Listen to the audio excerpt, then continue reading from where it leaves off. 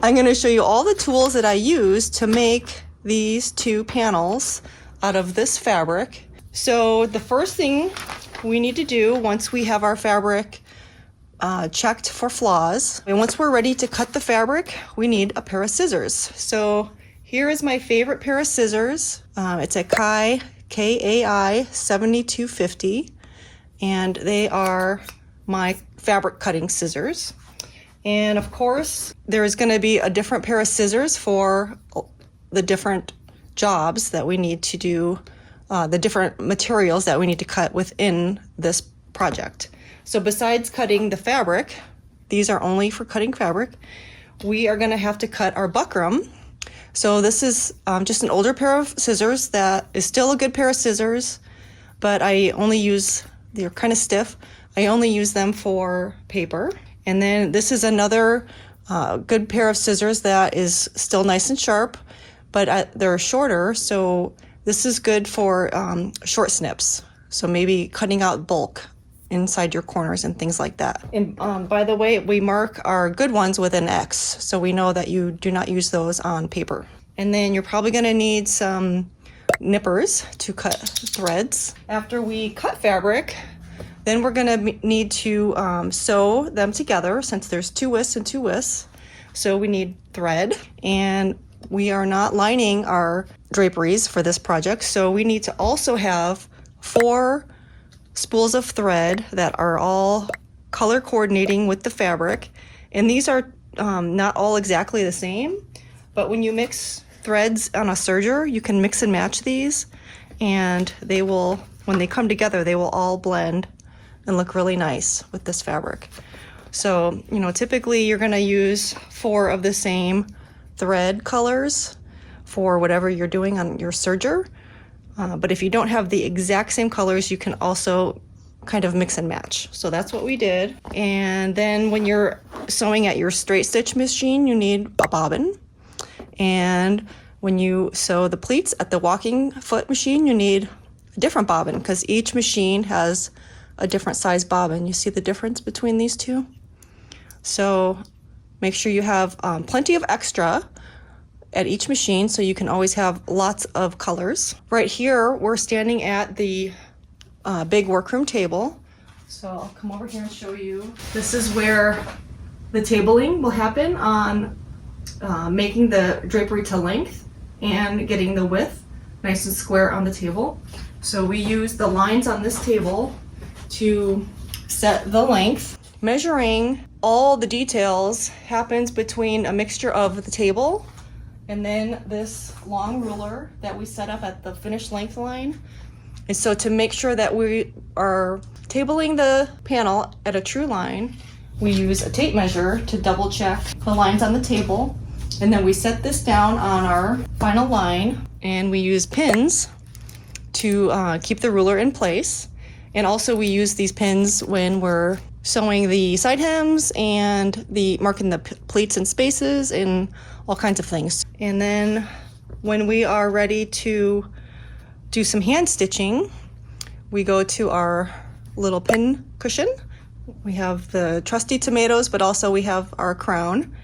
And then within the pin options on the pin cushion, we have short needles for certain projects and very long needles for once in a while use.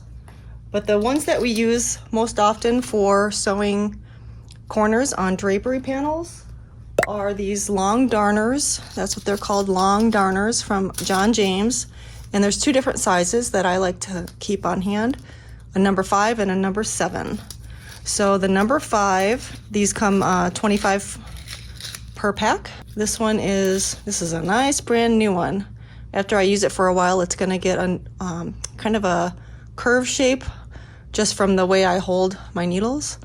So after a while, it just fits my hand nice and comfortably. But I also enjoy breaking in a brand new one. So this is a number 5. And let's see what the difference is between that and the number 7. One is longer than the other, and I cannot always remember which one is which. So that's the shorter one that I just took out, and that's the number 7.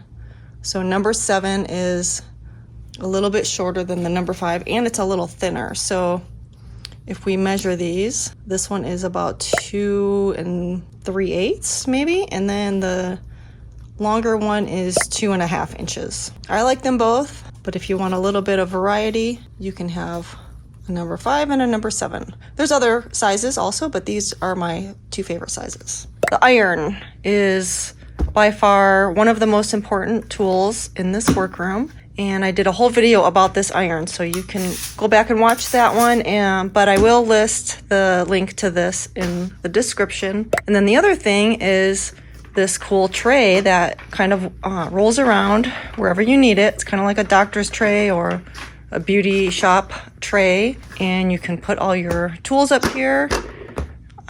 So they're easy to reach and off the table. Or when you need place to put your iron, this is mostly what I use it for. You can put, and be careful moving these when the iron is hot because they get very hot, but you can put your iron up here and move the iron around to get it out of the way, because when you're tabling your drapery, you're gonna need all of the table for the fabric to lay flat on. And if your iron is in the way, then you cannot make your drapery. So that gets the iron completely off the table and then allows you to also move it around. So you can wheel this all the way around your table. So I'll make sure this is in the link. So this is the kind of Buckram I like to use. It's kind of a stiff paper Buckram, and it is not adhesive, it's just a sew on. And this is a 4-inch, and it comes in many sizes. I think it comes in 3, 4, 5, 6, and even bigger than that. So 4 inches is standard.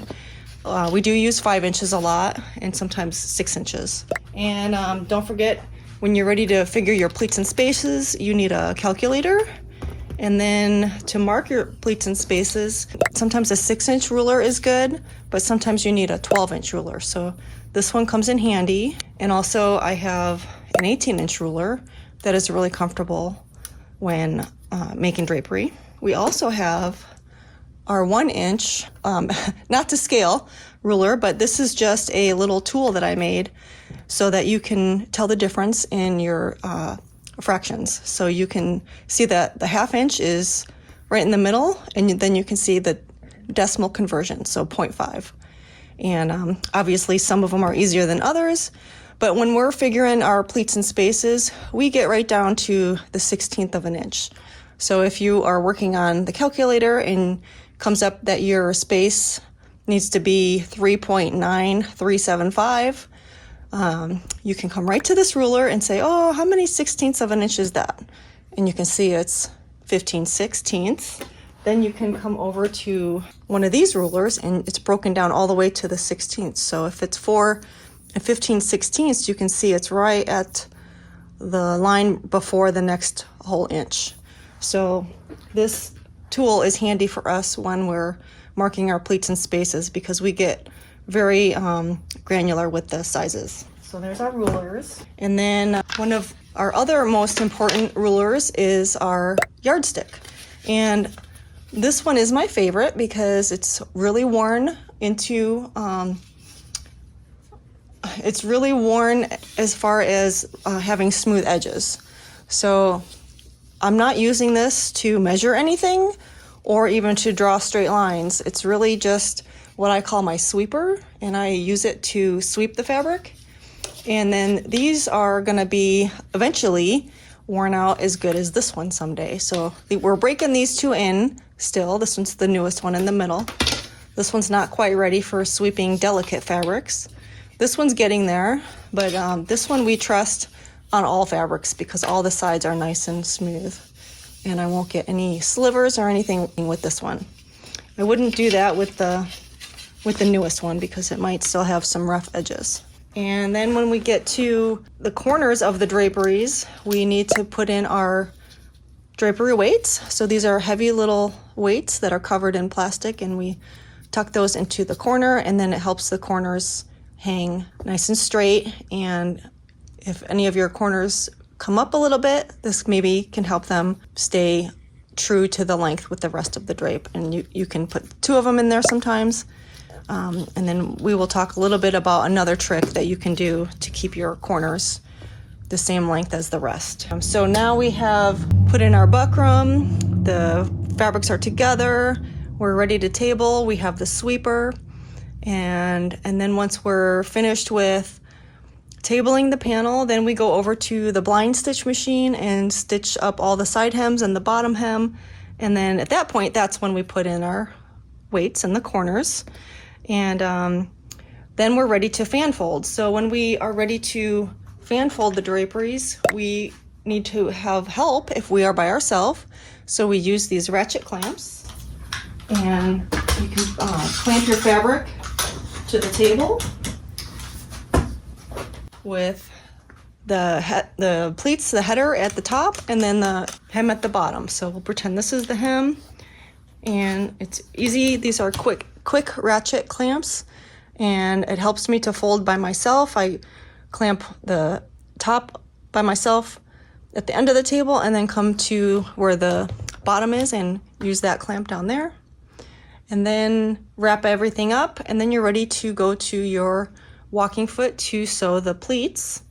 And that's when you need your bigger bobbin for your walking foot. And then you can come over to your drapery tacker, and first you have to pinch the pleats, and then you can hold them in place temporarily with some clothespins. So we just keep a nice colorful plastic clothespins that sometimes break, but we can fix them and put them back together and keep them in a nice bucket that's pretty. Then the last thing is hooks. So then we use our drapery hooks in the back that will get inserted into the pleats at the back of the drapery, and then that's what will hang from the ring on the drapery rod. So that is where the drapery gets connected to the ring, which is connected to the rod. And so, of course, you're also going to have your hardware picked out. So if this is a basic rod, typically it would match the rings, but this is a sample. So your pin setting is typically going to be a 1/2 inch from the top, so that when you hang them, you don't see that little ring right there. So that's the magic number. 1/2 inch usually hides that little ring. You don't want to see that part when the drape is hanging. And then after everything else is finished, you have some kind of ticket. You can write up all the details so the installer knows the length, width, return, and pin set, designer's name, client's name, and which room it goes into. And then you wrap it all up in plastic, and then you're ready for your install. So here we have the Juki, and that is DDL 8700, and it just sews a straight line. And the drapery highway on the side here is the custom cabinet I had made so that the fabric will stay up on the counter while you're sewing and not fall to the floor. So then we would move from the straight stitch machine over to the serger, and this is a Juki MO 6814S, and this is a 4-thread serger. And then after you table your drapery to length on the big drapery table, then you would come over to the blind stitch machine, which is a US blind stitch, and that is a 718-9. And then you would go over, after it's fan folded, over to the walking foot over there. Then after the pleats are pinched and held into place temporarily, you would come over to the drapery tacker, and that is a reliable, and that is 8100 DT for drapery tacker. And so the table, the work table, besides being a very large table that is wide enough to fit one width of fabric, typically fabrics are 54 inches, so this table is 60 inches. So I'm always gonna fit one width of fabric, and then it is 12 feet long, and the grid on the table is also a tool. So besides having a very large work table, the top of the table being a grid is very, very helpful for getting the straight lines on the side and the bottom hem or the top hem, depending on if you're making a sheer drapery or a lined drapery. Each one is done a different way. But the zero line is going to be where you're going to finish getting the length tabled into place. This is kind of our cutting rack that we can remove when we don't want to use it or when it's in the way. So it's 2 clamps that you can clamp to the end of your table, one on either side, and then take a strong rod to put through the middle of the bolt of fabric, and then you can pull out the fabric and cut it to length. So I think I covered all of the tools, and I'm going to link as many as possible in the description because I know I will get a lot of questions, and it will be easy for you to find the resources you need if you're making drapery. I also wanted to mention